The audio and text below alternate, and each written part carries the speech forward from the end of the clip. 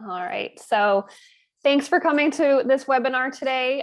Today is the first webinar. We're kicking off a series of back to school webinars, we're calling them, all geared towards prepping you for the start of a new school year. So I know a lot of schools have already gone back. Some are going back this week if you live around where I live.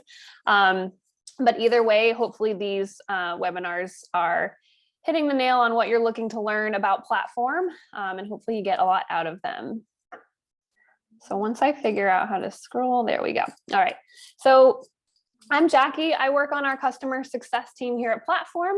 You'll also find me in some of our programs, either coaching or demonstrating movements. But my main role really is to teach our customers how to be successful with the help of Platform. So today's webinar is going to cover the initial steps for beginning a school year with Platform. So that would include student registration, grouping students, and program assignments. So if this isn't your first school year with Platform, and you may have already learned these steps, but I am going to get a little more in depth today. So not only will I be showing you how to do these things in Platform, but I'll also share some best practices and tips and tricks of the trade, if you will. What I have to get through should take around 30-35 minutes at most, and then I'll leave time for some Q&A at the end. I'm always happy to stick around for however long I need to answer everyone's questions.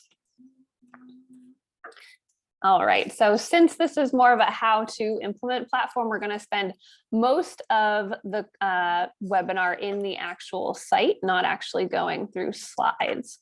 So I'm going to pop into my account here, and we'll make our way through.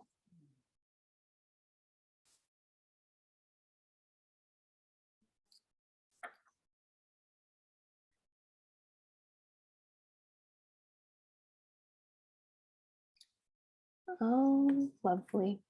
So while we're waiting for my site to load, I'd love to hear from folks what your roles are. So do we have a lot of PE teachers in the webinar? Do we have coaches? Do we have a mix of both? I'd love to hear sort of what your role is and what types of classes you teach. That'll kind of help me guide this webinar if necessary.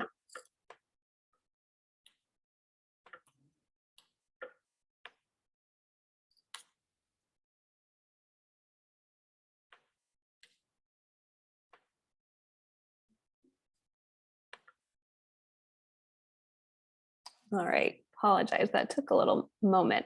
So I'm logged into my staff account. We'll be using this as an example for today's best practices for implementation webinar.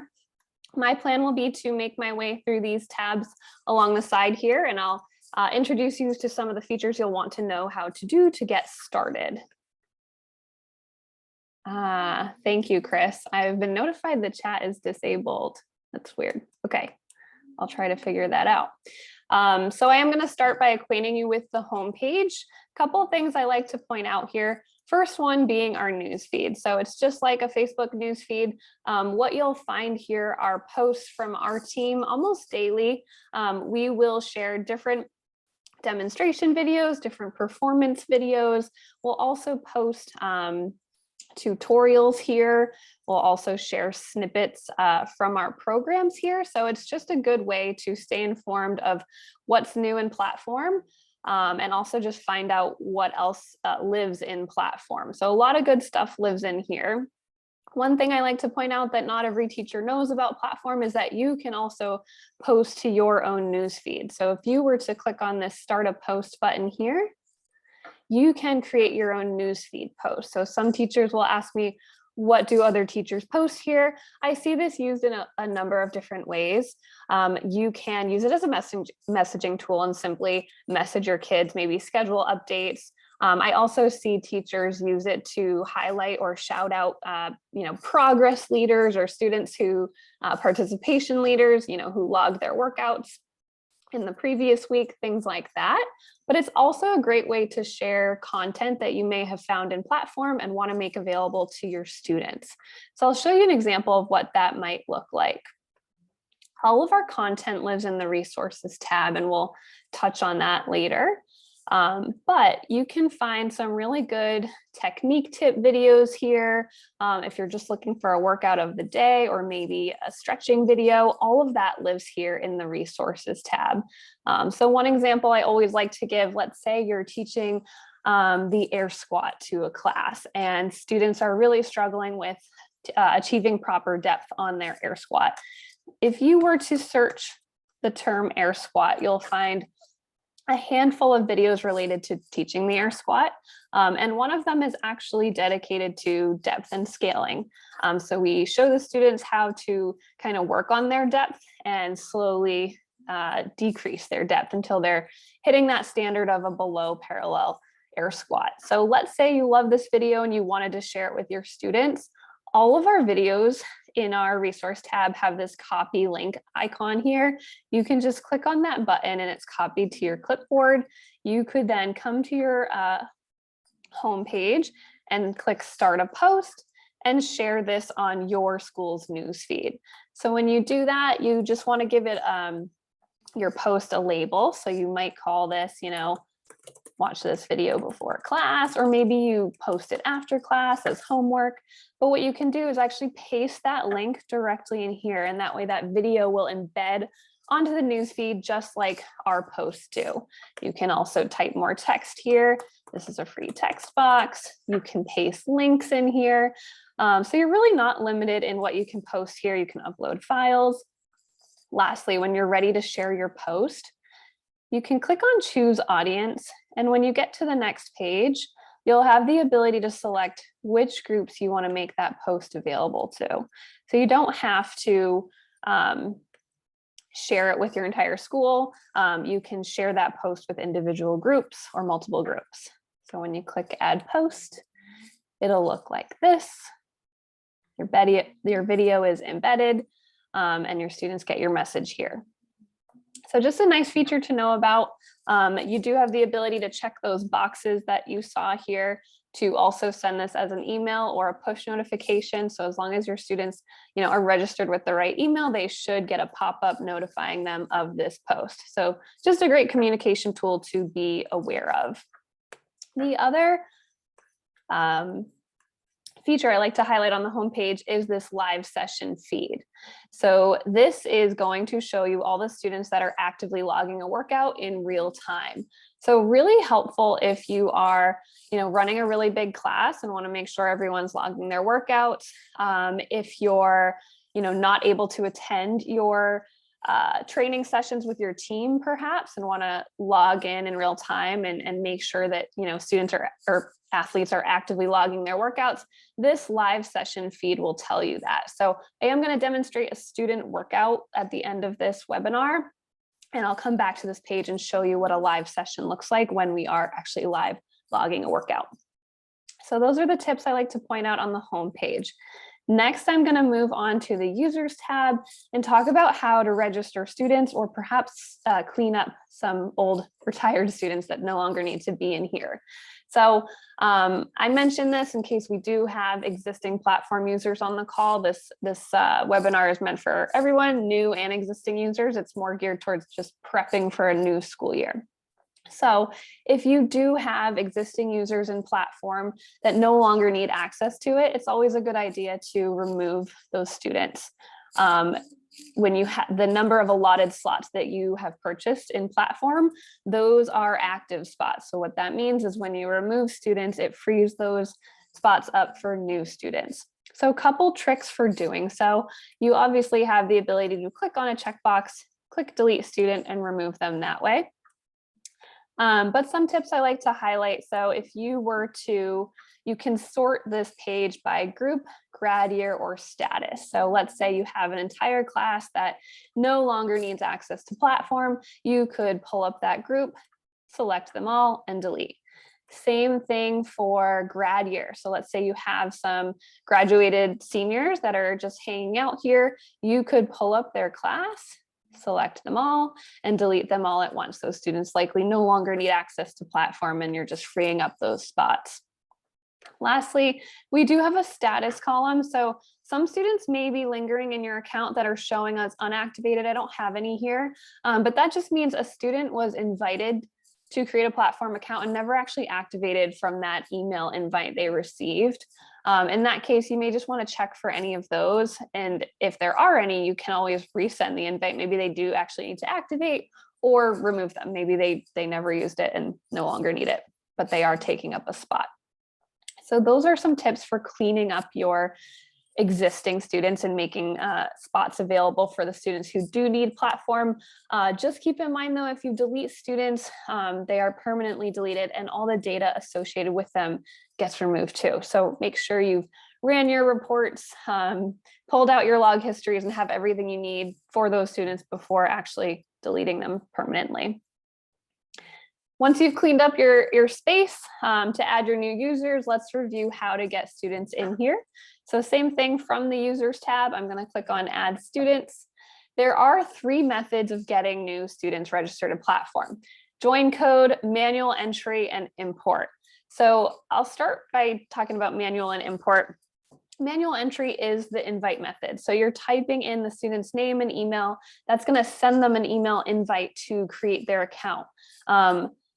Import roster will act the same way, but you're actually uploading a CSV file of your students. So this will import them all at once. Same thing, it sends them an email invite. So they actually have to receive that email, click the activation link, and then create their account.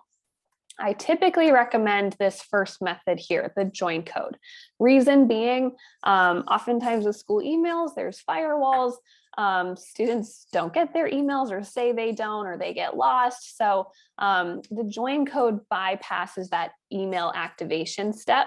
The way the join code works is you just have to share your school's join code with the students and they actually register themselves. So it bypasses the email activation step there. Students can register themselves with the join code either via our website. They can go to platform.com or they can download the mobile app. It is free in the App Store. What gives them access to a spot is that code that you've provided them. So the instructions are right here, but this year we do have some helpful resources to help you kind of launch and introduce platform to a large group of students. So I'm going to show you where those live. So if you were to click on help and tips, this is a little blue tab you all should see in your platform account. When you open that up, it recognizes what page you're on and populates resources related to what you're likely trying to do. This one I want to point out here, register your students. So if I were to click on that, it lays out the steps for student registration.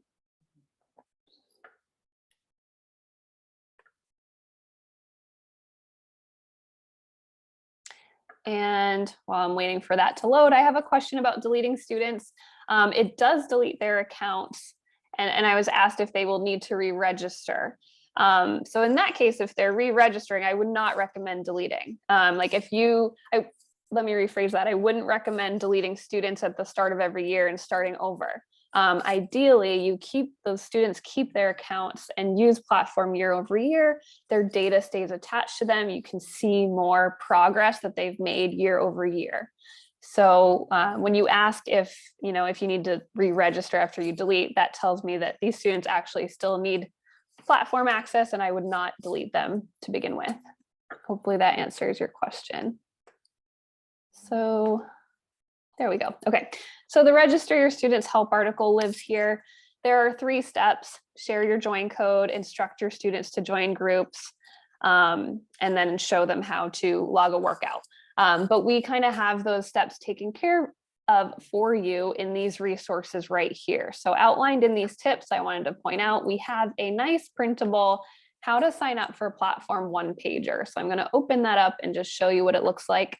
This instruction sheet is assuming that you're using the join code. So it does have instructions for how to sign up with that join code. It is a nice 1-page instruction sheet. You could print it, hang it in your weight room or your classroom. All you would want to do is write your join code into this blank space here. So that is one resource. The other helpful resource is the student-facing email template in tip number 2. So what this is an email template that you can copy and paste. However you communicate with your students, if you have an LMS that you use to message them, if you email them, you could just copy and paste this email that we've typed up for you and send it to your students. But what it's doing is introducing platform to them, explaining what it is and how to sign up. Included in this email template is this really nice how to get started in platform student facing video. So if you don't want to use the email template, just want to pull the video, that works too. But this video is really nice. We have a web registration and an app use version. So depending on how you think your students might use it, might determine which video makes the most sense for you to show them. But the video is going to welcome them to platform, tell them what platform is, show them how to sign up with a join code, and show them how to log a workout, which is a really important piece if you're looking for that data collection or that log history. So those are some really great resources for student registration. Lastly is tip number 3. This is simply a video made by one of our customers who I think is on year 4 or 5 of using platform in her PE class. And she has just reviewed her best practices that she's kind of evolved over the years. So she does a really cool scavenger hunt to help kids figure out how to navigate platform. She has some standards that she has the kids follow, such as, use your student email, add a profile picture, some like online integrity that she enforces, which is that along with some other really nice tips. So this video is really helpful. Again, all of that lives in this register your students help article, which I found through the help and tips tab. One more common question I get about join codes. It is very similar to Google Classroom if you're familiar with that. Difference with platform though is we use one join code per school.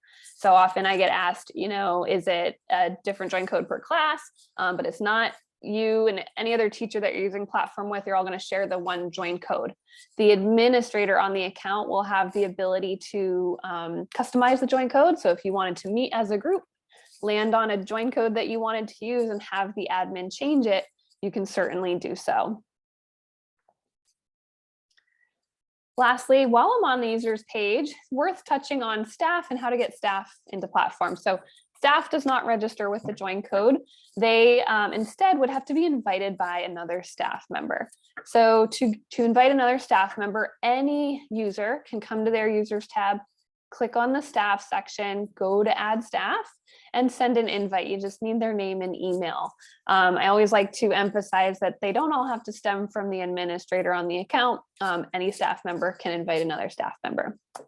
These spots do not count against your user allotment. You have unlimited staff access. So if an assistant, teacher, coach, or anyone just wants access to platform to poke around or maybe just run reports on their team, see what their kids are doing as far as training, that's absolutely appropriate. Just give them access via an invite here. All right, so I think that's it as far as users go. If you do have questions along the way, feel free to use the Q&A to pop them in. I'll try to answer them as we go through. So now I'm going to move on to groups. So groups is really just a student management tool within platform. So if you have used platform already, you're probably familiar with the fact that the groups filter lives throughout platform. So everything you do in platform happens at the group level. So you'll be assigning programs by group. You can run reports by group, leaderboards by group. So anytime you want to kind of single out a roster of students, that would warrant group creation in platform. I do also like to point out that students can belong to more than one group. So you can certainly have groups by class. You can have groups for every sports team that trains in platform, and students can belong to both. They can be in third hour weights and they can be on the girls soccer team group. As far as cleanup goes, if we do have existing platform users, I would suggest deleting any groups that are no longer relevant to you this school year. So always like to emphasize that when you delete a group, let me see, it does not delete the students in that group. It simply ungroups them. So if I were to delete this 7th, 8th grade PE group, Michelle, Sam, Andrea, and the rest of the gang here, they would keep their platform accounts. I've simply just ungrouped them, or I've removed them from the 7th through 8th grade PE group because I deleted the group.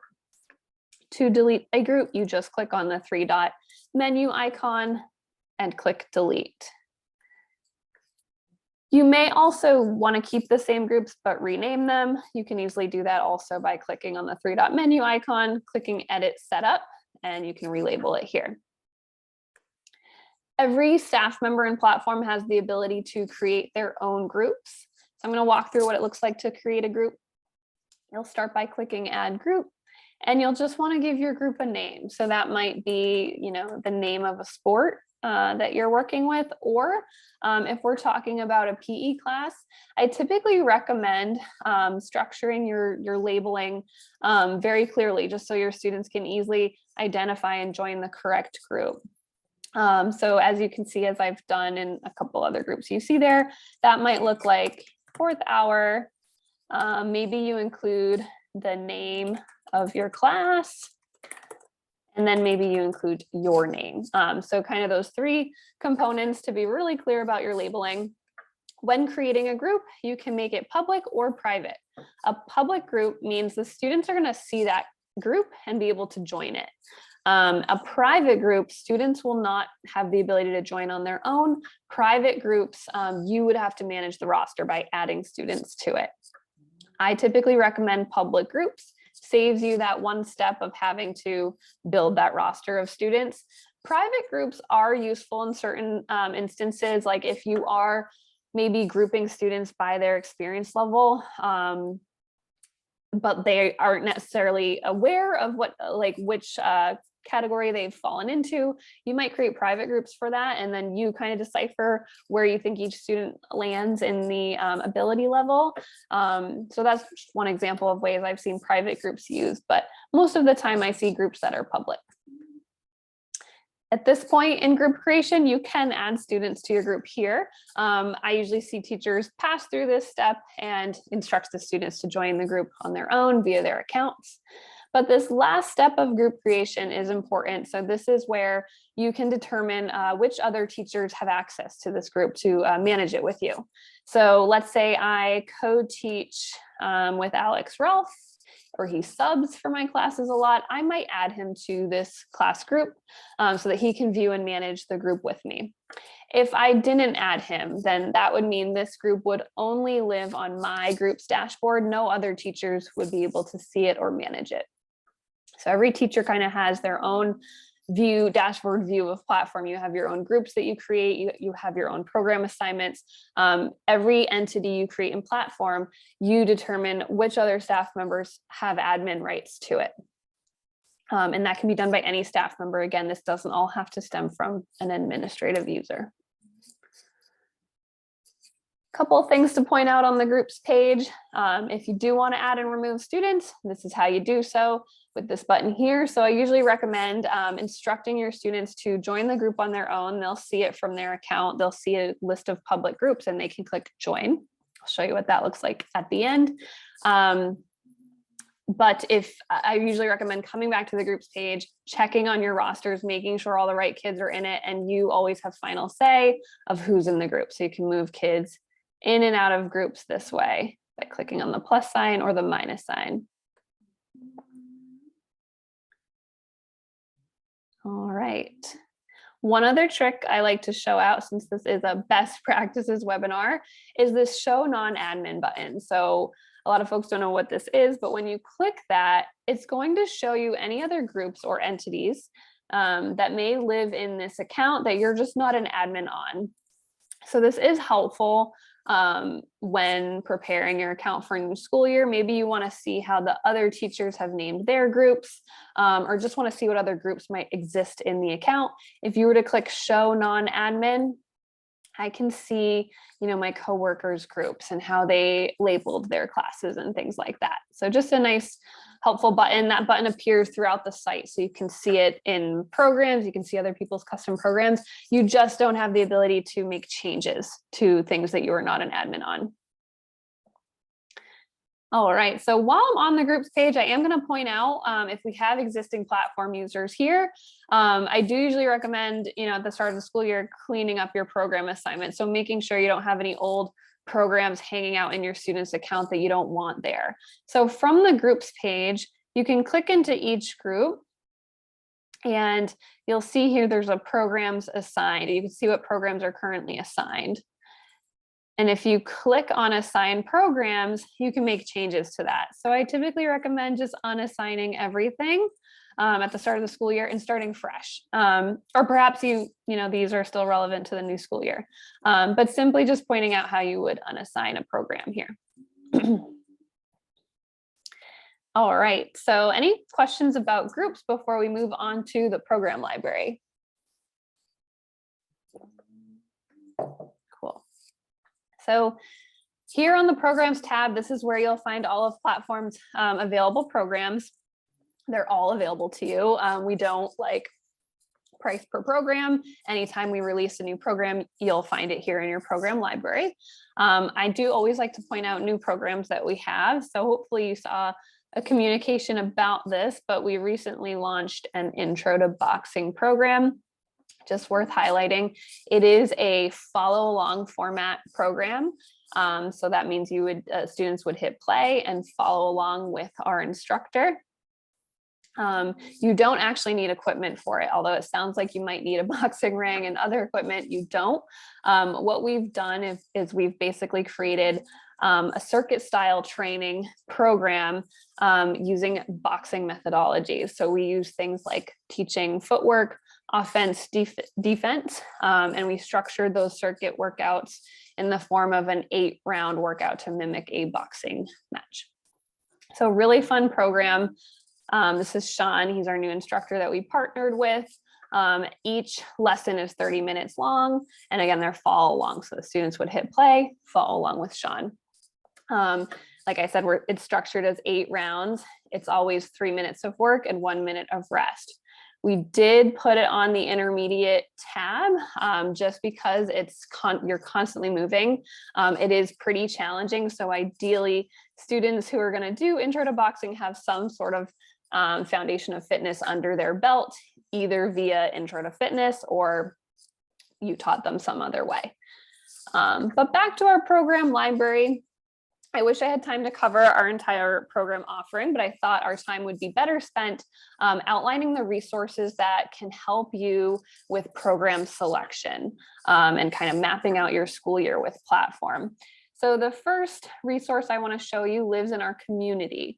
So if you click on community within your Platform tab, you have access to all of our help articles, resources, and all that good stuff.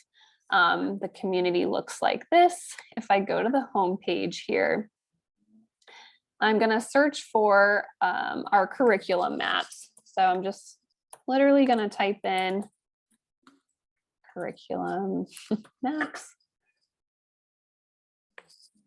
And what you'll find here are example curriculums. These are not meant to be a blueprint. You don't have to follow them to a T. They very much probably won't match your semester or your schedule, but they're meant to give you ideas and inspiration. And we have a few different models here for you to get inspiration from. So I'm going to click on one just to make it bigger. But this is basically mapping out 4 years with Platform. There's another one at the bottom that actually maps like 6 through 12. But this is just to give you an idea of a few things, a sense of, what grade level is appropriate for which programs we offer, as well as a sense of progression that we suggest in our programs, and sort of how to combine and pair and supplement programs with one another. So what I mean by that, in this example, we call it foundation plus elective. So the whole goal is to give all students the same foundation of fitness and strength. So they have that under their belts. And then when they get to grades 11 and 12 or older grades, you offer them electives and kind of send them on the path that they're most interested in. At that point, they hopefully are more self-directed in their training, know how to access and then complete a Platform workout, and can do that more so on their own. So you can sort of shift to that student choice model when you get to this part here. But other things I'll point out, we've paired fitness literacy with our intro to fitness program. So what you're seeing here, the dark gray is our physical program, intro to fitness, and the light gray is a cognitive program, fitness literacy. So this is just one example of ways that you can kind of combine or supplement physical programs with our cognitive programs too, to create a complete curriculum. Same thing with intro to nutrition. You can pair that with any program you'd like. In this example, we have it here as part of your health unit. Some people have to meet those requirements and others don't. So just an example of ways that you can kind of create a bigger picture plan with our programs. We also have a student choice model, so you're offering those options earlier. We have an athletic PE model. This would suit the needs of, a strength and conditioning class or a weight training class. And then lastly, we have what we call vertical alignment. So if you do have the opportunity to work with middle and high school students, kind of giving them that intro to fitness earlier on so that you can get to the more advanced programs earlier on in high school. So again, this is our curriculum map resource. Really good way to get ideas flowing for ways to map out your curriculum. The next resource I wanted to show you is actually a new one. And I'm calling this a progression map. So let me see if I can zoom in a little bit. That was too much. Okay. There we go. So this is highlighting the fitness and strength progression. So that's really kind of our bread and butter. The intro to fitness, followed by intro to strength, leading into advanced weight training options. So this is the progression that I get asked about a lot. What is the ideal program progression that I should follow? And the nice thing about this visual or this infographic is that it also highlights which assessments we include within this progression. So this gives you a nice visual representation of, okay, we're doing baseline fitness assessments here, and then we retest those here. So however long it takes me to get through intro to fitness 1 and 2 means I'm going to have that baseline data entry, a retest entry point, and could run a progress report and see how my students have progressed in those baseline fitness assessments, which are listed right here. You can then see which maxes we test for in which programs and how we continually track those assessments. So this is a really helpful progression for anyone who is interested in the fitness or weight training or strength training path. I will be sharing this in the community. I'll post it and announce it when I do. But for now, it's actually just been created. So this is really helpful too. Another resource I wanted to highlight was our syllabus planning resource. So I'm kind of starting big picture and we're zooming in a little more. So once you've kind of mapped out your bigger picture plan, maybe that's your whole semester, maybe it's your whole school year, maybe it's 4 years. The next step is obviously to map out your months and your weeks. So we do have this syllabus planning resource. Again, doesn't need to be a blueprint, just meant to give you ideas on ways to kind of combine our programs to create a complete week or month. So what I mean by that is you definitely don't have to follow one program at a time, and you don't have to do those lessons every day. You can certainly spice things up. So here's an example where we've combined intro to fitness with fitness literacy. And maybe you do 3 lessons per week of intro to fitness and 2 lessons of fitness literacy. Just to get creative here, you could also add in a yoga day or a stretching day if you didn't want to do 2 fitness literacy lessons per week. So just showing you ideas of ways to kind of blend our programs together to give your students a complete education around what you're trying to achieve. So again, there's a couple different models here. Maybe scroll through, find the one that you really like. This one's more geared towards athletic training, all that good stuff. So that's the syllabus planning in physical education resource. The next resource I did want to highlight is our program guide.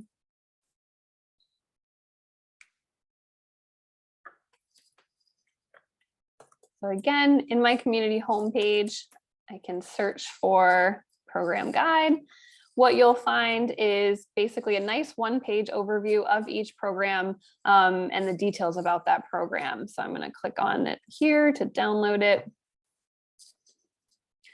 But if you're looking to learn more about each program before selecting them, this is going to help you do that. So what you'll find in the program guide is this one-page overview of each program. So you'll find a program description, a breakdown. So that's going to help you with planning purposes. You'll know how many lessons you get out of each program, how long they're designed to take. Lesson format. So that's where we'll explain whether it's, a follow along program or, a structured program with warm up, core lift, cool down, that sort of thing. You'll figure out the format there. Appropriate audience. So we mentioned which grade levels this is built for and appropriate for. Required equipment can be found here. Any prerequisites we recommend will be listed here. And lastly, some of our programs have assessments baked into them. And if we do, we'll list those here. All right, so those are the resources I wanted to highlight. Those are really helpful with program selection. If you have specific questions, my team is always available. I'm at Jackie@platform.com, but I'm always happy to connect and consult with you on program selection or like mapping out your semester with you. Once you do land on a program you want to use, the last step is to actually assign it. So I'm just going to remind you how to do that. It's from your groups page. You click on the group you want to assign a program to, and you click assign programs. The list of programs becomes available, and you would just go through and click on the programs you want to assign. You can assign multiple programs to a group. It doesn't have to be a one-to-one ratio, but that's it. You just click on the radio button. Once you've done that, that program has become available for that group. So I'm going to pivot at this point to actually a student account and show you a couple different ways students can navigate their accounts as well. So this is what a student account looks like. You'll notice I have far less tabs than you do as a staff member. So as a student, I'm just concerned with joining groups, logging my metrics or my data points, and logging workouts. So I'll kind of quickly touch on each of those. So from a student account, and it does look very similar in the app. So they have all the same functionality in the app. It's just going to look a little different. So if I click on the groups tab as a student, I can see what groups I'm a part of and which groups exist. And these are public groups, of course. So this is where at the start of the school year, you could tell your kids to navigate to. They would hopefully see your groups that you've created here, and they can actually just click join group. Then if they were to click into my groups, that group now lives there. These are the groups that they're a part of. This is going to determine which programs they have access to. Next, I like to point out analytics. This is where students can kind of view their workout log and their attendance, but it's also where they can update maxes or any other test result that you want them to record. So this is important if you are having your students follow a weight training program, especially an advanced weight training program. Those programs do require that students enter their max bench, squat, clean, and deadlift. And this is where they could do so. You also can record test results through your staff account on behalf of the students. Some teachers and coaches just prefer that. Others want their students to log it on their own. If they were to do that, this is where they would come. They would just update their max here. And most important, I'd say, is how to log their workouts. So that's what I'm going to quickly show you next. And I apologize, I'm already over the time I said I was going to take. But when a student is ready to begin logging their workout, they'll click into their workout tab, and any program that you have assigned to them will live here. So this is my pretend student account. I've assigned myself 8 programs. You might not assign as many to your students. When they're ready to begin logging a workout, they're just going to click into the program they want to complete, and it does save their progress. So you can see I've already logged lift 1. I would just click into the workout I'm going to log that day. One other feature I'll point out while I'm here is Rack View. So Rack View is a feature that allows up to 5 kids to log their workout through one device. The funny thing is this feature, you don't see it in your staff account. RackView can only be accessed and used by a student. So it does live on the workout page in the student account. So when they click Create RackView, a roster of students that they work out with will pop up. They would just want to select both themselves and up to 4 other students that they are working out with. So maybe you've grouped them by how much weight they can lift or what program they're following, or they're just working out with their buddies. I can add 4 of my friends and myself to my RackView, hit confirm, and now we're all able to toggle between each other's workout pages and log our workouts through one device. So really helpful feature if you're trying to limit devices in the weight room or just encourage, group workouts. RackView is really helpful. So I'm gonna log into Jackie, click into Jackie's tab. When I'm ready to start logging my workout, I'm gonna go into 3-day off season and demo a weight training workout. I would click into the workout I'm going to record that day. So I'm gonna go into Lift 9 today, and I'm going to click Start Workout. This starts the timer. So we do time the session, which is available for you as a staff member to see how long they spent in the workout. The timer is also helpful just for students to manage their workout. So in the workout, we do typically spell out how much time they should designate for each portion of the workout. And then the timer's up at the top for them. So hopefully they're managing their time a little better.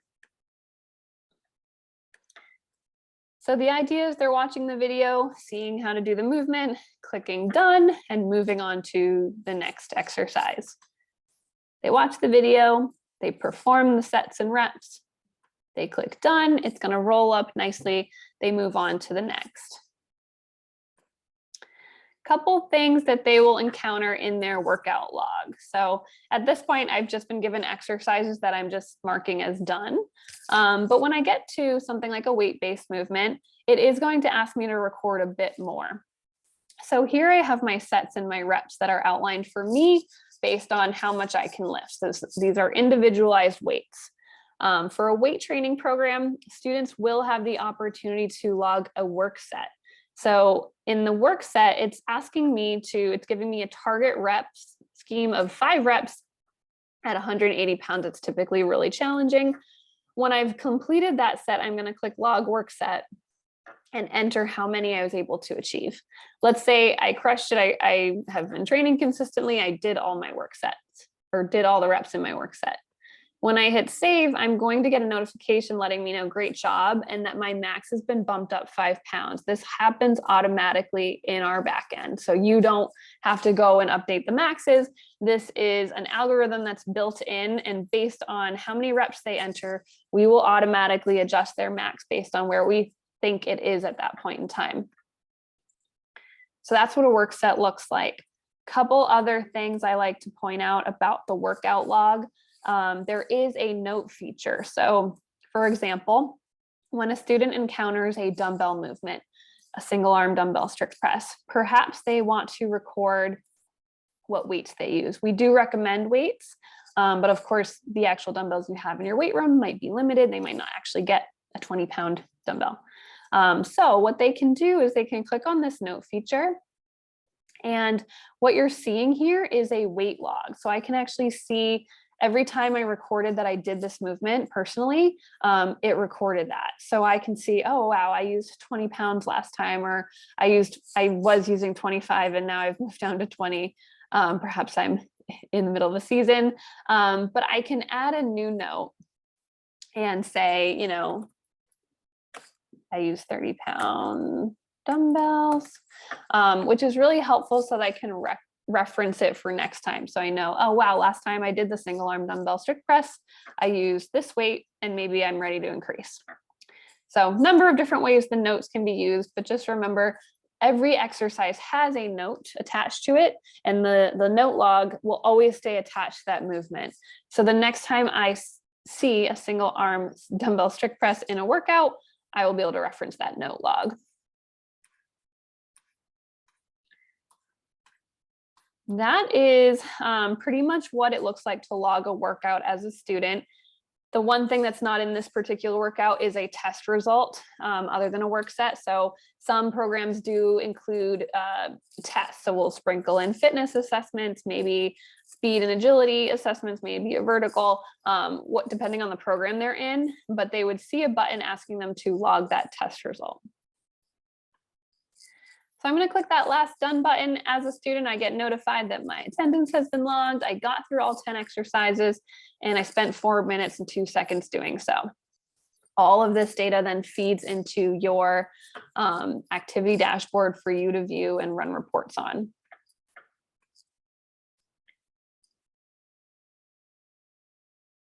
All right. Any questions about student workout logs?